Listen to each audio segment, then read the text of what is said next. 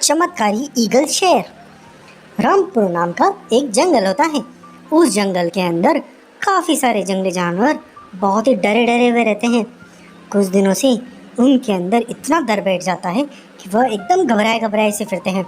सब लोग आपस में बात करते हैं, अरे बाप रे, हम पे तो बहुत बड़ी मुसीबत आ गई है, हम क्या करें, हमारे तो बहुत बुरे दिन चल रहे हैं। अरे क्या करें, ये तो बहुत ही डेंजर है, हम कैसे बचेंगे इससे। तभी वहाँ पे हिरन जो होता है, हिरन बोलता है, अरे देखो वो आ गया, भागो भागो, देखो आ गया। वो वैसे ही भागने लगते हैं। वो सब डर के किसी चीज़ से भाग रहे होते हैं। वह डर के किस चीज़ से भाग रहे होते हैं? वह होता है एक बहुत ही चमत्कारी और अजीब सा दिखने वाला ईगल और शेर का हाइब्रिड जानवर। उसको उड़ना भी आता है। वह उड़ के आ रहा होता है।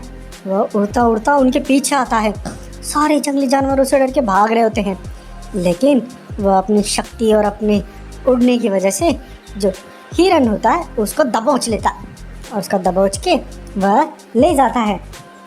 उसको ले जाने के बाद वह उसको मार देता है और उसको खा जाता है और उसको अच्छे से खा के उसकी हड्डियों को वह कहीं और ले जाता है।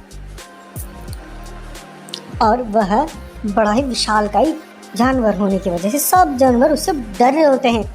तभी जंगल में जो सबसे छोटा जानवर होता है, खरगोश, वह हाथी से पूछता है, अरे हाथी राजा जी, ये इतना विचित्र जानवर कहाँ से आया? कौन है ये जानवर? कैसा है और इतना इतना डेंजर क्यों है? सबको वो खाता रहता है, मारता रहता है। तब वह हाथी बोलता है, अरे ये जो इतना डेंजर है ना, ये कोई नहीं, ये हमारा पुराना राजू शेर था। वो राजू शेर बहुत डरपोक और बहुत ही कमज़ोर किस्म का था। पता नहीं इसको इतनी सारी शक्तियाँ कहाँ से मिली। ये तो एकदम शक्तिशाली बन गया और जब से शक्तिशाली बना है तब से इसका आतंक तो दूसरे लेवल पे ही चला गया है। वह शक्तिशाली शेर कैसे बना, आइए जानते हैं इस स्टोरी को। एक साल पहले ये जो राजू शेर होता है, ये जंगल में घूम रहा होता है, बड़ा मारा मारा, बहुत ही कमज़ोर होता है। उसको जो जंगल के अंदर दूसरे ताकतवर शेर होते हैं, वह भी उसको बोलते हैं, अरे तू हमारे आसपास नहीं भटका कर, तेरे आसपास भटकने से हम लोगों को बड़ी दिक्कत होती है। तू इतना कमज़ोर और डरपोक है ना, तेरी वजह से हमारा नाम खराब होता है, चला जाए यहाँ से। हर कोई उसको तिस्कारता ही रहता, यहाँ तक कि छोटे मोटे जानवर भी उसकी बड़े ही तिस्कारी करते हैं। यहाँ तक कि हिरन भी जब हिरन का शिकार करने जाता है तो हिरन उससे डर के भागता नहीं है, बल्कि उसका सामना करता है। वो बोलता है, अरे ओ डरपोकी शेर, तू मेरे को पकड़ेगा, चल भाग यहाँ से, अभी सींग चुभाऊंगा ना तो डर के मर जाएगा, भाग यहाँ से। तो इस तरह से उसकी बेइज्जती हर जगह हर तरफ हो रही होती है। वो भी अपनी बेइज्जती से बड़ा ही परेशान होता है। एक दिन उसे बहुत भूख लगी होती है, इतनी भूख लगी होती है कि उसे कुछ भी मिल जाए, लेकिन वह देखता है कि उसके जो बिरादरी के शेर होते हैं वह एक बंदर का शिकार कर रहे होते हैं। वह बंदर भाग रहा होता है तो वो लोग उसे पकड़ लेते हैं और उसको खाने लग जाते हैं। वही राजू शेर सोचता है, अरे यार मुझे बहुत भूख लग रही है, मैं अगर अपने इन बिरादरियों लोगों के पास जाऊंगा, थोड़ा बोलूँगा तो शायद थोड़ा बहुत कुछ मुझे दे देंगे, मैं जाता हूँ इनके पास। वह ऐसे सोचता सोचता उनके पास जाता है और उनसे रिक्वेस्ट करता है। वो बोलता है, अरे मेरे दोस्तों, क्या मुझे तुम थोड़ा सा बंदर का मांस दे दोगे?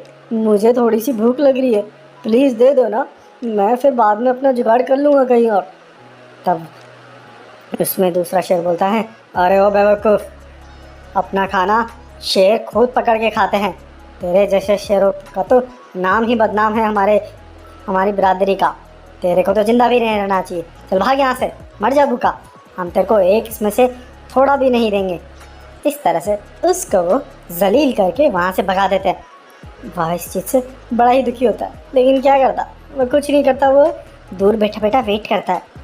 वह सोचता है, अरे ये लोग यहाँ से चले जाएंगे तो थोड़ा बहुत कुछ बचेगा, वही मैं खा लूँगा। जब वो शेर वहाँ से चले जाते हैं तब वह उसके पास जाता है तो वह देखता है, अरे ये तो पूरा ही खा गए, केवल हड्डियाँ ही बची है। ओहो क्या करूँ, चलो कोई नहीं, इन हड्डियों को ही चूस चूस के खा लेता हूँ, थोड़ा तो रस पेट में जाएगा तो कुछ पेट को ठीक लगेगा। उसके बाद वह उस हड्डी से बड़े ढांचे को उठा के ले जाता है। वो लेके जा रहा होता है चुप चुप के। वह सोचता है, अरे कोई मुझे देख ना ले, नहीं तो मेरी और खिल्ली उड़ेगी कि देखो मैं हड्डियाँ नोच के खा रहा हूँ। मुझे किसी गुफा में जाके चुपके से कहीं पे जाना पड़ेगा, तब मुझे बढ़िया मिलेगा। तब और ढूंढता ढूंढता उसे एक गुफा दिख जाती है। वह उस गुफा के अंदर घुसता है और वो बोलता है, ये गुफा बढ़िया है, इस गुफा के अंदर मैं इस हड्डी को चूस चूस के खाऊंगा, बड़ा मजा आएगा। हा। जैसे ही वह हड्डी को उस कंकाल को नीचे रखता है, तभी उस गुफा में एक आवाज़ आती है, अरे ओ शेर, तू मेरी गुफा में आया है, तेरा स्वागत है। तब वो शेर चौंक जाता है, बोलता है, अरे ये आवाज़ कहाँ से आ रही है, ये आवाज़ कहाँ से आ रही है, कौन है इधर? तभी उस गुफा के अंदर से एक राक्षस निकल के आता है। वो बोलता है, हा, अरे शेर, तू बहुत दिनों बाद कोई मेरी इस गुफा में आया है, मैं बहुत परेशान था, अब तू आया है तो मुझे तेरे से कुछ काम है, और तूने बहुत सही चीज़ लेके आया है। मेरा शरीर अभी हल्का है, इसको हड्डियों की ज़रूरत है, तू मेरे लिए डेली एक जानवर का हड्डी लेके आया कर, और याद रखना सारी हड्डियाँ जुड़ी हुई होनी चाहिए। उन सारी हड्डियों से मैं अपने अंदर शक्ति भर लूँगा। जैसे सारी हड्डियाँ 100 हड्डियाँ हो जाएगी, तब मैं इस यहाँ पे एक श्राप से आज़ाद हो जाऊँगा। मुझे एक ऋषि मुनि ने श्राप दिया था, तब से मैं बिना हड्डियों के हूँ, बिना हड्डियों के मैं कुछ नहीं कर पा रहा। मुझे हड्डियाँ मिल जाएगी तो मैं इस श्राप से आज़ाद हो जाऊँगा। तब शेर बोलता है, अरे मैं तुमको ये पूरी हड्डियाँ दे दूँगा, तो मुझे क्या मिलेगा इस बदले में, मुझे कुछ तो मिलना चाहिए ना। तब राक्षस बोलता है, अरे क्यों नहीं, मैं तुझे जादुई शक्तियाँ दूंगा, और मैं तेरे को जादुई शक्तियाँ अभी दूंगा। उन जादुई शक्तियों से तू कभी भी किसी का शिकार कभी भी कर सकता है, बोल तुझे मंजूर है क्या? तब शेर बोलता है, अरे ये क्या, ये तो मेरे लिए एक तोहफे से भी कम नहीं है। मेरी ज़िंदगी जिस चीज़ से जूझ रही थी वही चीज़ मुझे देने वाला है। बोलते हैं, हाँ मुझे दे दो, मुझे सबसे शक्तिशाली बना दो। मुझे एक काम करो, तुम उड़ने वाला बनाओ, और मुझे चील जैसा उड़ने वाला बनाओ, फास्ट भागने वाला, और पावर बहुत बड़े सारे जानवर की दे दो। इस तरह की पावर दोगे तो मैं इस जंगल पे पूरे पे राज करूँगा, और आपको जब अपनी शक्तियाँ मिल जाएगी तब आप इस पूरी दुनिया पे राज करना। वह शेर और उस राक्षस के बीच में ये बड़ा ही अच्छा समझौता हो जाता है, दोनों ही बड़ा खुश होता है। लेकिन वो जो राक्षस होता है वो उसे ये बोलता ही कि देखो, जब तक ये सारी हड्डियाँ 100 नहीं हो जाती तब तक इनमें से कोई भी हड्डी नहीं टूटनी चाहिए। मेरे पास सारी हड्डियाँ तुम वैसी की वैसी लेके आना। अगर कोई भी हड्डियाँ टूटती है तो तुम्हारी जो शक्तियाँ हैं वह सारी ख़त्म हो जाएगी, और मैं फिर से कैद हो जाऊँगा। याद रहे इस चीज़ को। तब शेर बोलता है, हाँ बिल्कुल, मैं इसका पूरा ध्यान रखूँगा। उसके बाद वह राक्षस उसे जादुई शक्तियाँ देता है। उन जादुई शक्तियों से तो वह शेर एक आधा ईगल और एक आधा शेर बन जाता है। वह एक बड़ा सारा दैत्य टाइप का बन जाता है। उसकी शक्तियाँ तो बहुत असीम सी लगती है। उसके बाद वह उस गुफा से निकलता है और जानवरों पे राज करने लग जाता है। इस तरह से हम आज के दिन में वापस आते हैं। तब भालू उसको बोलता है, अब तब से हम बड़े ही फंसे पड़े हैं, क्या करें, परेशान हो गए हैं, हम क्या करें? तब वह बच्चा बोलता है, अरे कोई ना कोई तो रास्ता होगा ना, किसी न किसी तरीके से तो उसको हम पकड़ सकते हैं। और वह उस गुफा के अंदर जाता है, क्यों ना वो जो हड्डियां हैं हम हड्डियों को तोड़ दे। तब हाथी बोलता है, अरे उस हड्डियों को तोड़ना बहुत मुश्किल है, वह उसकी नज़र पूरी पक्की वहाँ पे रहती है। यह शेर हमेशा इस चीज़ का पूरा ध्यान रहता है कि वो जल्दी से किसी जानवर को पकड़े और फटाक से वहाँ पे पहुँच जाए। इसलिए हम कोशिश भी किए थे उस गुफा में घुसने के, लेकिन हम कुछ भी नहीं कर पाए। तब वहाँ पे जो बंदर आता है वो एक सुझाव देता है। वो बोलता है, मेरे पास एक आइडिया है, इस आइडिया का यूज करेंगे तो हम ज़रूर इसका ध्यान भटका देंगे। तब आप भालू राजा को बोलिएगा, भालू राजा उस गुफा में घुस के सारी हड्डियों को तोड़ देंगे। तब बंदर बोलता है कि ये आइडिया है, मैं इम्प्लीमेंट करते हैं। तब सारे जंगली जानवर उसके आइडिया पे इम्प्लीमेंट करने लग जाता है। वह सब क्या करते हैं, जैसे ही वह ईगल वाला शेर आता है तभी सारे जंगली जानवर उसको बोलते हैं, अरे आ जाओ हमारे पीछे, दम है तो हमें पकड़ के दिखाओ। तब सारे जंगली जानवर एक तरफ भागने लग जाते हैं और वह बोलता है, अरे तुम लोग भागोगे, मेरे से रेस लगाओगे, चलो मैं तुमको पकड़ता हूँ। सारे जानवर भागते हैं और वह उसके पीछे भागता जाता है। इस तरह से वह उसको बहुत दूर ले जाते हैं। इस चीज़ का फ़ायदा उठा के भालू जो होता है वह गुफा के अंदर घुसता है। गुफा के अंदर घुसने के बाद वह उन सारी हड्डियों को तोड़ने लग जाता है। तभी वहाँ पे राक्षस प्रकट होता है, बोलता है, अरे ओ भालू, ये क्या कर रहा है तू इन हड्डियों को कैसे तोड़ रहा है, तेरी हिम्मत कैसे हुई तोड़ने की। और फिर वह राक्षस उस भालू पर अटैक करता है, लेकिन वह भालू मानता नहीं है, वो हड्डियों को तोड़ हो जाता है। इस लड़ाई के अंदर वह राक्षस उस भालू को बहुत घायल कर देता है। वह भालू लेकिन घायल होने के बाद भी सारी हड्डियों को तोड़ता जाता है और सारी हड्डियों को तोड़ देता है। जैसे वो सारी हड्डियाँ तोड़ देता है वैसे राक्षस का जादू खत्म होता है और वह जैसे हवा में उड़ रहा होता है वह धड़ाम से नीचे गिरता है और वह नॉर्मल शेर के रूप, राजू शेर के रूप में बदल जाता है। जैसे ही नॉर्मल शेर के रूप में बदलता है वो सोचता है, अरे ये क्या हुआ, मैं उड़ क्यों नहीं पा रहा हूँ और मेरे अंदर इतनी कमजोरी कैसे आ गई, कहीं मेरी सारी हड्डियाँ कोई तोड़ तो नहीं दिया, अरे मैं तो बहुत दूर आ गया, ये कैसे हुआ, इन लोगों ने जरूर कुछ चाल चली है। तभी वहाँ पे बंदर बोलता है, हाँ ये सब हमने चाल चली है, बहुत अत्याचार कर लिया तूने हम सब पे, मारो इसको। सारे जंगली जानवर मिलके उस पे टूट पड़ते हैं और उसको जान से मार देते हैं। और दूसरी तरफ गुफा के अंदर वह राक्षस भी अपनी सारी हड्डियाँ टूटने की वजह से वो भी वापस से कैद हो जाता है। इस तरह से ये जंगल से इन दोनों का आतंक खत्म होता है। लेकिन जो भालू होता है वह बहुत घायल हो चुका होता है। सारे लोग वापस से उस भालू के पास पहुंचते हैं तो भालू को बोलते हैं, अरे भालू, तूने आखिरी सांस तक लड़ा, तेरे त्याग और बलिदान की वजह से आज जंगल फिर से सुरक्षित रहा। भालू मरते मरते यह बोलता गया कि मेरा बलिदान मेरे जंगल के लोगों के लिए काम आया, यही मेरा सौभाग्य है, मैं अब चलता हूँ मेरे दोस्तों। इसके बाद भालू का अंत हो जाता है और सारे जंगली जानवर उस भालू को बहुत धन्यवाद करते हैं और फिर जंगल में फिर से खुशहाली से रहने लग जाते हैं। इस तरह से इस कहानी का होता है अंत। ज़ॉम्बी शेर का आतंक। एक जंगल में होता है, उस जंगल में एक राजा होता है और उसका बेटा न होता है जिसका नाम होता है सिम्बा। सिम्बा बहुत ही प्यारा सफ़ेद कलर का छोटा सा बच्चा शेर होता है और जंगल में सबको बड़ा प्यारा होता है और बाकी छोटे जंगली जानवरों के साथ बड़ा मस्ती से खेल रहा होता है। एक दिन वह जंगल में जब खेल रहा होता है तो शाम होने की वजह से सारे उसके दोस्त दूसरे जंगली जानवर बोलते हैं, अरे सिम्बा, हम सब घर जाते हैं, अब बहुत देर हो गई, तुम भी अपने घर जाओ। सिम्बा भी बोलता है, हाँ ठीक है, तुम लोग निकलो, मैं थोड़ी देर में निकलता हूँ। सारे छोटे जंगली जानवर वहाँ से चले जाते हैं। तभी सिम्बा आगे जा रहा होता है, तब उसे एक चिड़िया नजर आती है जो बहुत ही सुंदर होती है।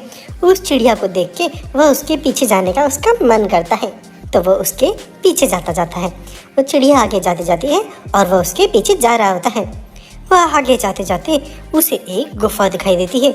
उस गुफा को देख के वह सोचता है, अरे ये गुफा कैसी है, इतनी बड़ी गुफा है, चलो इसके अंदर जाके देखता हूँ।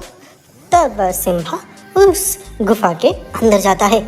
जैसे ही उस गुफा के अंदर वो जाता है तो वह गुफा के अंदर जाके देखता है कि वहाँ तो बहुत सारे कंकाल पड़े हैं, हड्डियाँ पड़ी हैं। वह गुफा कुछ विचित्र ही होती है, लेकिन फिर भी वह हिम्मत करके उस गुफा के अंदर और चला जाता है। जैसे ही वह गुफा के अंदर और अंदर जाता है तभी उसे अंदर एक चमकती हुई एक शैतान की हड्डियाँ नजर आती है। वह शैतान जादुई चमत्कारी करता है और सिम्बा उससे बेहोश हो जाता है और वहीं पे गिर जाता है। और वहीं उसके बेहोश होने की वजह से वह समय पे अपने घर पे पहुंच नहीं पाता। तब शेर राजा और उसकी बीवी अपने बच्चे को लेके बड़ा परेशान होते हैं। वह आपस में बोलते हैं, अरे हमारा बच्चा सिम्बा कहाँ रह गया, अभी तक तो आया नहीं। तब वह हाथी के बच्चे को बुलाते हैं और खरगोश को भी बुलाते हैं। तो उनको बोलते हैं, अरे क्या हुआ, तुम सब आपस में खेल रहे थे ना, सिम्बा कहाँ रह गया। तब हाथी का बच्चा बोलता है, अरे हम तो खेल के बहुत पहले ही आ गए और सिम्बा ने बोला था वो थोड़ी देर में निकलेगा, वो जरूर वहीं पे ही होगा, चलो चलो उसे ढूंढने निकलते हैं। तब सारे जंगली जानवर सिम्बा को ढूंढने निकल जाते हैं। सब लोग सिम्बा को ढूंढते रहते हैं लेकिन सिम्बा मिलता ही नहीं है। तो रानी बड़ा परेशान होती है, बहुत दुखी होती है। वो बोलती है, देखो मेरे बच्चे को कहीं से भी लेके आओ, तुमको लेके आना पड़ेगा, मेरा बच्चा प्यारा छोटा सा है। तभी हाथी सिम्बा को अपने पीठ पे बैठा के लेके आ रहा होता है। हाथी जब उसे लेके आता है तो शेर और शेरनी को दिल में तसल्ली आती है। लेकिन हाथी बोलता है, अरे शेर राजा जी, देखिए ना, सिम्बा बेहोश पड़े थे एक गुफा के पास, मैं इनको उठा के लेके आया हूँ, इनको जगाइए आप। तब वह सिम्बा को पकड़ते हैं तो सिम्बा को होश आता है। तब वो बोलते हैं, अरे सिम्बा बेटा क्या हुआ? सिम्बा बोलता है, अरे मुझे कुछ याद नहीं, क्या हुआ, मैं बस बेहोश पड़ा हुआ था। उसके बाद वो लोग सिम्बा को ले जाके अपनी गुफा में आराम करने लग जाते हैं। ऐसे ही कुछ दिन बीतते हैं। फिर एक दिन क्या होता है, जंगल में कोहरा मच जाता है। जहाँ देखो जो जानवर मरा पड़ा हुआ नजर आता है, खूनम खान खौराता है। जंगल में बहुत ही विनाश हो रहा होता है। ये बात सारे जंगली जानवर देखते हैं तो सबकी तो रूह कांप जाती है। सब लोग राजा के पास आते हैं। राजा के पास बोलते हैं, अरे राजा जी देखिए ना, जंगल में पता नहीं कौन आया है, उसने तो जंगल में तहलका मचा दिया है, जानवरों की लाशों को उल्टा टाँग दिया है, इधर उधर फेंक दिया है, बहुत ही आतंक फैला हुआ है, कौन ये कर रहा है कुछ पता ही नहीं चल रहा। शेर राजा भी जब इसको देखता है तो बहुत चिंतित होता है। वो बोलता है, जरूर ये कोई ना कोई बाहर वाले जानवर का काम है, हमें अब निगरानी करनी पड़ेगी, हमारे जंगल का ध्यान रखना पड़ेगा, कोई बाहर से आके इस तरह का आतंक कर रहा है, हमें उसे जरूर से जरूर सजा देनी पड़ेगी। ये काम वह रात को ही कर रहा है, क्योंकि दिन में तो उसके कोई नामो निशान नहीं है, रात को इस तरह का आतंक कर रहा है। इस तरह से रात को इस चीज़ के लिए बाघ को निगरानी के लिए रखा जाता है। बाघ पूरी रात को निगरानी करता है। लेकिन जैसे ही सुबह होती है तब बाघ भी एकदम बहुत घायल पड़ा हुआ नजर आता है। तब बाघ से पूछा जाता है, अरे बाघ क्या हुआ, तुम इतना घायल कैसे हुए? तब बाघ बोलता है, अरे मुझे पता नहीं, पीछे से कोई आया और मुझे उसने लपेट दिया और मेरे को तो कुछ मौका ही नहीं मिला कुछ सोचने समझने का, उससे पहले ही मेरा ये हाल कर दिया, मैं बहुत घायल हो गया हूँ। उसके बाद इस चीज़ से जंगल में बहुत ही परेशानी आ रही होती है। तभी सारे जंगली जानवर बोलते हैं, अरे हमारे कुंवर सिम्बा जी तो ठीक है ना, कहाँ है वो? तभी शेरनी बोलती है, वो गुफा में सो रहा है। सब बोलते हैं, ठीक है, उन्हें सोने देते हैं। फिर उसी रात को क्या होता है कि शेरनी को प्यास लगती है। शेरनी बोलती है, शेर राजा जी, मैं नदी के किनारे पानी पी के आती हूँ, आप यहीं पे आराम करिए। तभी शेरनी नदी किनारे पहुँचती है, पानी पीने पहुँचती है। उसके बाद अगले दिन सुबह वह शेर जागता है तो वह देखता है कि रानी अभी तक आई नहीं है। तब वह नदी के किनारे जाके देखता है तो रानी भी वहाँ पे लहूलुहान और घायल अवस्था में पड़ी होती है। तब उसके बाद सारे जंगली जानवर वहाँ इकट्ठे हो जाते हैं। शेरनी से पूछते हैं, शेरनी जी क्या हुआ आपको कैसे हुआ? तब शेरनी बताती, अरे मैं रात को जब यहाँ पे पानी पीने आई थी तो पीछे से किसी ने मुझ पर अटैक कर दिया, ये कौन किया कुछ समझ नहीं आ रहा। इससे शेर राजा और भी चिंतित हो जाता है। वह सोचता है, अरे ये किसने किया है, कौन कर रहा है, कुछ समझ ही नहीं आ रहा है। तभी राजा अपने जंगल के सबसे अनुभवी और चमत्कारी बाबा भालू के पास पहुंचते हैं। और भालू के पास पहुंचते हैं और उसको सारी बात बताते हैं। तो भालू बोलता है, अरे राजा जी मुझे थोड़ा सा टाइम दीजिए, मैं अपनी दिव्य शक्तियों से पता करने की कोशिश करता हूँ ये कौन है और क्या कर रहा है। तभी भालू अपना ध्यानमग्न होकर विचार करने लगता है। तभी उसे पता चलता है कि ये कौन कर रहा होता है। भालू का तो दिमाग ही सन्ना जाता है, वह एकदम घबरा जाता है। वह बोलता है, अरे ये तो अनर्थ हो गया, शेर राजा जी ये तो अनर्थ हो गया, बाप रे, हाँ क्या करेंगे हम सब। तब शेर बोलता है, अरे क्या हुआ आप इतने क्यों घबराए हुए हो? तब भालू बोलता है, चलो मेरे साथ चलो, मैं जैसा बोल रहा हूँ वैसा ही करना पड़ेगा, वरना इसका समाधान यही है। तब भालू सारे जंगली जानवरों को शेर की गुफा के सामने ले जाता है और गुफा के चारों तरफ एक जादुई चक्कर बना देता है और वह सख्त हिदायत देता है, देखो कोई भी इस चक्र से बाहर न निकले। रात होने के बाद जो आतंकी, जो बड़ा डेंजर ज़ॉम्बी कलर का एक राक्षस है वो आने वाला है। वो जब तक हम इस घेरे के अंदर रहेंगे वो ज़ॉम्बी कुछ नहीं कर पाएगा। जो भी इसके बाहर निकलेगा वह उस सबकी लाशें गिरा देगा। कौन है वो सब जानने में इस चीज़ को व्याकुल होते हैं। तब शेरनी बोलती है, लेकिन ये हमारी गुफा के सामने क्यों कर रखे हो? मेरा बच्चा अंदर सो रहा है, मैं जाके उसको लेके आती हूँ, रुको।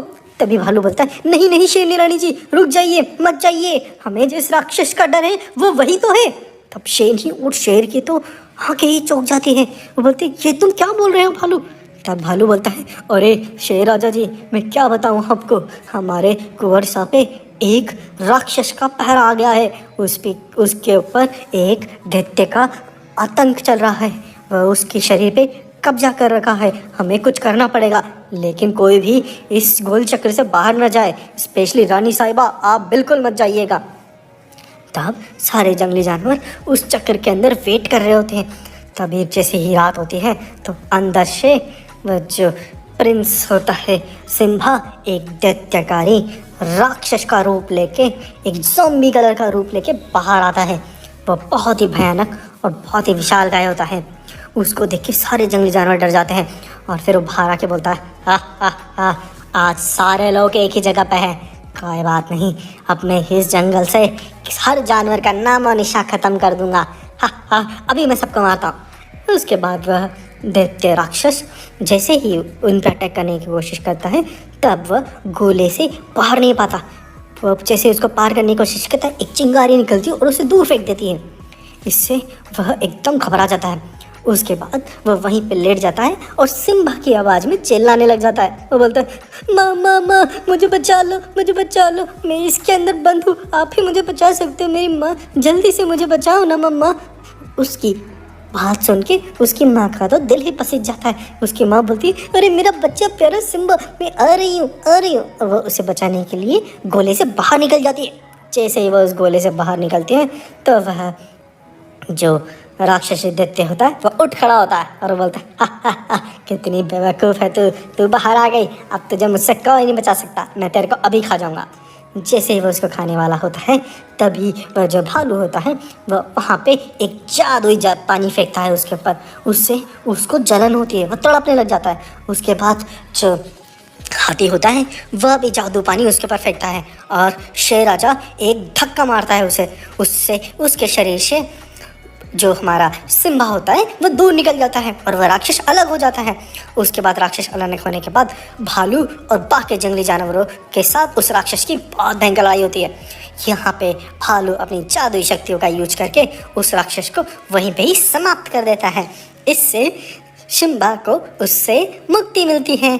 फिर उसके बाद सिम्बा और शेनी और शेर राजा भालू जी का बहुत धन्यवाद करते हैं और जंगल में खुशी खुशी रहने लग जाते हैं। इस तरह से इस कहानी का होता है अंत। वाइल्ड एनिमल चैनल को शेयर कीजिए और सब्सक्राइब करिए।